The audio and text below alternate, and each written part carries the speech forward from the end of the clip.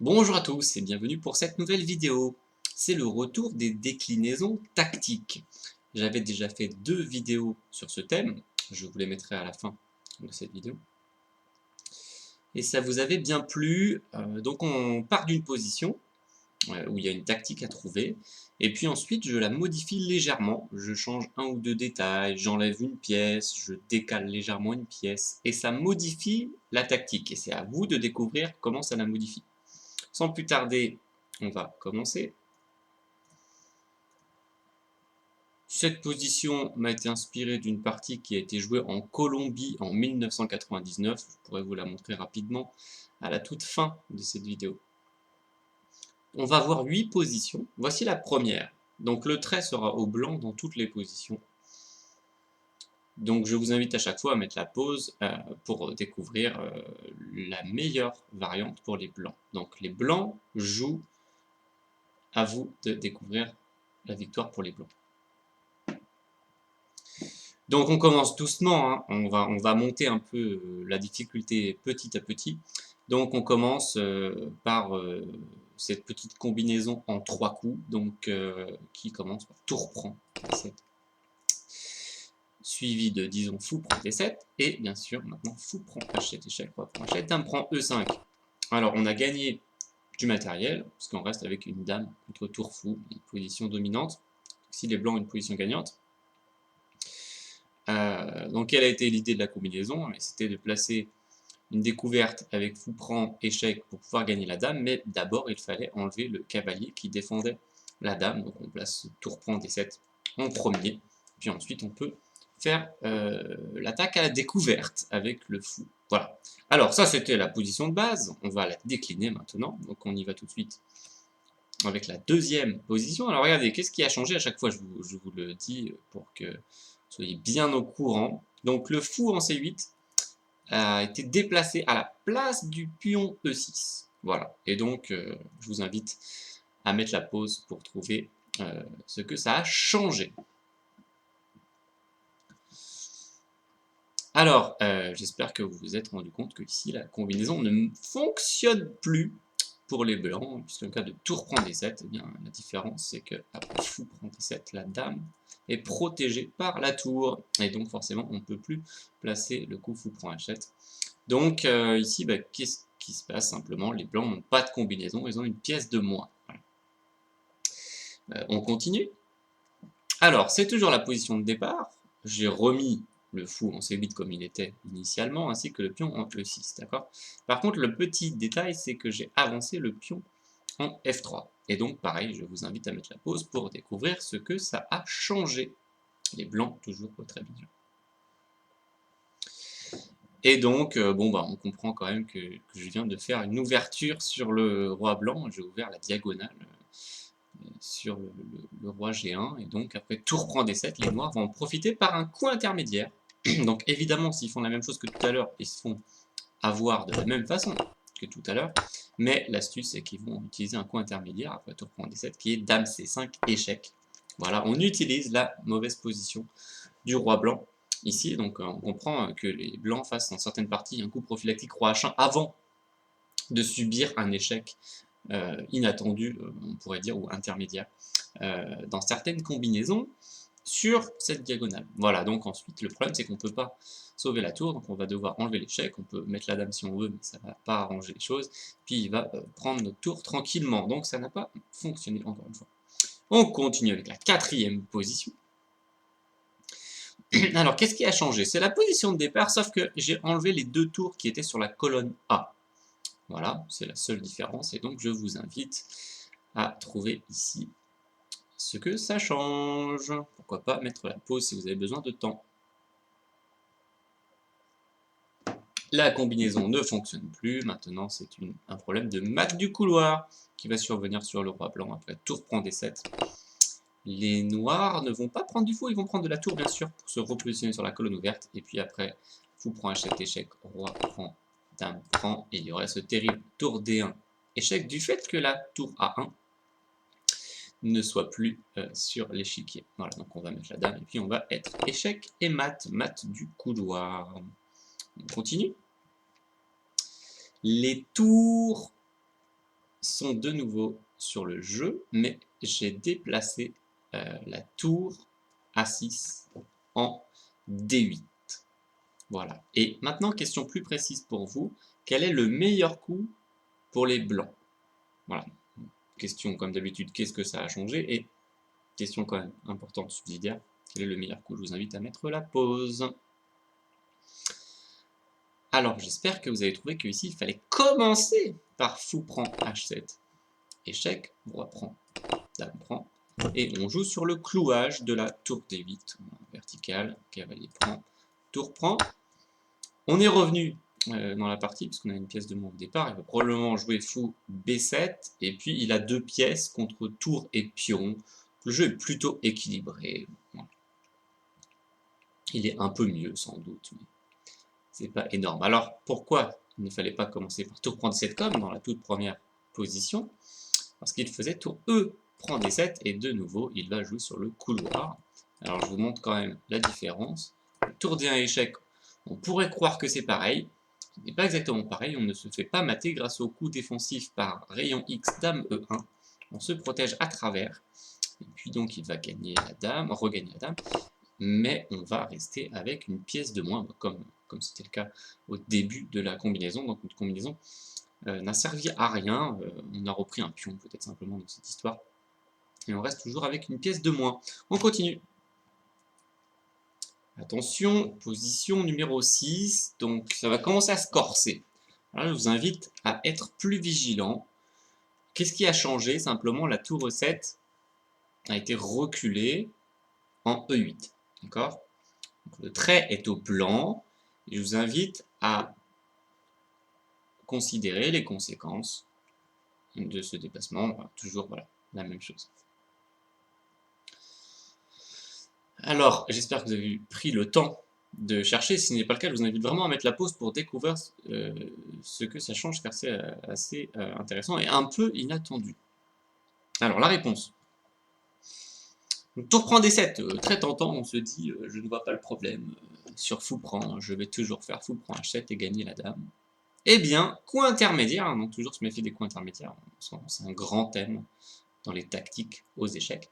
Donc F5, superbe coup intermédiaire des noirs, qui attaque le fou. Maintenant, on menace fou prend tour, ainsi que pion prend E4, et malheureusement, les blancs n'ont pas de coup satisfaisant pour se défendre contre ces menaces. Hein. Le fou lui-même est cloué. Hein. On ne peut pas, par exemple, jouer un coup comme fou C6, puisqu'on perdra la dame.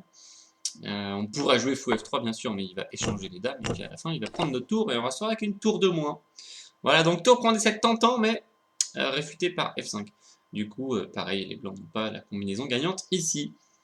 Nous arrivons à l'avant-dernière position de cette série. Qu'est-ce qui a changé ici? Les tours A1 et E7 ont été enlevés, plus j'ai avancé le pion en B3. Question pour vous, est-ce que tour prend D7 fonctionne dans cette position? Je vous invite à mettre la pause. Alors là, c'était une tactique plus basique, malgré que c'était la position numéro 7. Après tour prend D7, il fallait simplement tenir compte du coup dame A1 échec intermédiaire. Voilà, ce qui est important pour vous, c'est de vous habituer à calculer les coups intermédiaires qui pourraient faire échouer votre combinaison.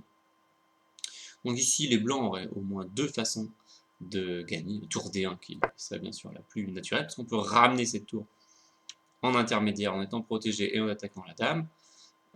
On pourrait aussi faire le coup tactique dame D1, il n'aurait pas le temps de prendre la tour puisqu'on aurait il a ses dames en prise, et puis s'il échange les dames, on revient avec la tour. A noter aussi qu'il ne peut pas enlever sa dame ici, puisqu'il y a du tour D8 qui... Par exemple, il faudrait se méfier des coups intermédiaires comme dame 5 attaque le fou, on aurait la tour et le fou en prise, bon, même si on aurait peut-être encore tour D4, mais bon, surtout il y a tour D8 ici.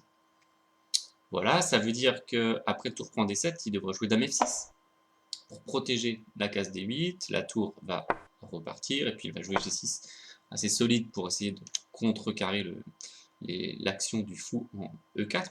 Juste bien sûr, depuis le départ, il a sa tour A6 mal placée, il va falloir qu'il la replace à un moment donné. Et il a encore quelques espoirs de sauver la partie ici. Les blancs ont récupéré leurs pièces, ils sont assez satisfaits. Ils ont une bonne position avec la tour sur la colonne ouverte. Et nous terminons avec cette position. Alors, Euh, Ici, ce qui a changé, c'est qu'il y a des cavaliers qui ont apparu, qui sont apparus sur l'échiquier. Et la tour, par contre, est toujours en E8, d'accord. Voilà, en vérité, la position de la partie qui a été jouée en 1999, je vous la montrerai juste après, et c'est celle-ci, mais avec la tour en E7. Et donc, question pour vous, voilà, donc plus épineux, parce qu'il y a quand même des pièces supplémentaires sur le jeu, c'est quel est le meilleur coup ici pour les blancs, à la lumière de ce qu'on a déjà vu, vous devriez pouvoir trouver, je vous invite à mettre la pause. Les blancs jouent. Alors, tour prend D7, c'est réfuté toujours par pion F5.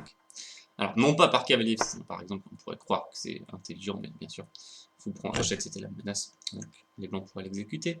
Mais pion F5, c'est très très bien. Et ça va continuer notre variante. On va revenir après au premier coup, puisque le meilleur coup n'était pas tour prend D7, c'était cavalier D6. Voilà, on va voir cette variante plus tard. D'abord, on va regarder F5, parce que c'est pas la fin de l'histoire F5. Dame prend H5, c'est la différence avec l'autre position, bien sûr, dame prend cavalier. Attaque, attention, la tour en A8, menace même dame prend tour, échec et mat. Donc les noirs reprennent en D7, cette fois-ci, ils protègent leur tour au passage. Et ici, c'est une petite question subsidiaire pour vous, voilà, qui n'est pas dans la position initiale, mais une question tactique subsidiaire. À vous de calculer les conséquences du coup fou B7. Voilà, alors je vous invite à prendre un peu de temps pour essayer de calculer le mieux possible les conséquences de ce coup. Je vous invite à mettre la pause pour cela. Alors après fou B7 qui a l'air fort puisque la tour est coincée. Les noirs peuvent s'en sortir et garder l'avantage, mais il fallait être précis parce que on fait fou prend B5, ce qui est assez astucieux puisqu'en cas de fou prend A6, on reprend. Ah oui, alors là je suis en train de dire une grosse bêtise puisqu'il y a la tour en prise. En cas de fou prend A6, c'est encore autre chose. Bah, c'est la même chose, c'est-à-dire le même principe de coup intermédiaire qu'on va voir après. Comme on ne peut pas apprendre, voilà, il fallait être précis dans ce calcul. Parce qu'il y a dame prend tour, échec et mat, il fallait jouer G6 intermédiaire, et ensuite on prend ce fou et on a une pièce d'avance. Dans la combinaison fou prend B5, C prend B5, pareil, la tour est en prise, il faut jouer G6 intermédiaire. La dame repart et puis la tour repart. Et les noirs restent avec une qualité de plus, donc une position avec un net avantage, même si les blancs ont encore quelques contre-chances. Et on va revenir au départ pour montrer, ce sera la conclusion de cette 8e et dernière position tactique. Ensuite, je vous montrerai juste rapidement la partie de base. C'était cavalier D6 le meilleur coup. Et après, alors, il y a plusieurs idées. Déjà, on attaque la tour et le fou, et l'idée c'est que si la tour s'en va, on va prendre le fou, et attention, la tour prend cavalier en fin de variante. Donc cavalier F4 intermédiaire, c'est toujours bien de ramener le cavalier près du centre, cavalier qui était en H5, dame F3, tour F8 disons, voilà, et cavalier prend C8. Donc l'idée des blancs, c'est simple, c'est sur tour prend C8, faire tour prend D7, avoir une très bonne position. Bien qu'on pourrait aussi essayer fou B7, c'est un autre coup intéressant dans cette position qui procure également un petit avantage aux blancs. Mais je voulais vous montrer un coup, je ne vais pas vous faire chercher, mais je voulais juste vous montrer un autre coup intermédiaire qui va permettre aux noirs de rester mieux dans la partie ici, sinon il va être un peu en difficulté. C'est cavalier C5. On attaque le fou, voilà, et malgré cavalier E7 échec, le cavalier s'en va sur échec. Maintenant, il y a quand même des questions sur le fou E4, donc tour E1, qui, avec l'idée, une des idées, ça pourrait être cavalier prend, tour prend, même s'il y a encore du dame prend B2. Dame G5, attaque le cavalier, cavalier C6. Bon, et les blancs ont un avantage, mais les noirs restent dans la partie. Et bien voilà, la toute dernière chose que je voulais vous montrer pour cette vidéo, c'est la position qui a eu lieu dans la partie. Voilà, c'est une partie entre un certain Zapata et un certain Cuartas, qui était joué donc a priori en Colombie. C'était une carocade que vous avez vue en 1999. On ne va pas étudier la partie, je vais juste vous montrer comment ils sont arrivés. Voilà, on commence à reconnaître notre position. C'était ici, voilà. Intéressant de montrer que les noirs ont commis une erreur. Bon, leur position est un peu désagréable, mais ils ont craqué quand même avec cavalier H5. éloigne le cavalier du centre, et après fou E4 attaque la tour, ils sont bien embêtés, ils ne peuvent pas jouer fou B7 puisqu'il y a le cavalier D7 en prise du fait que le cavalier F6 se soit éloigné sur H5. Alors ils ont joué tour A6, c'est pour ça que la tour s'est retrouvée sur cette case particulièrement moche.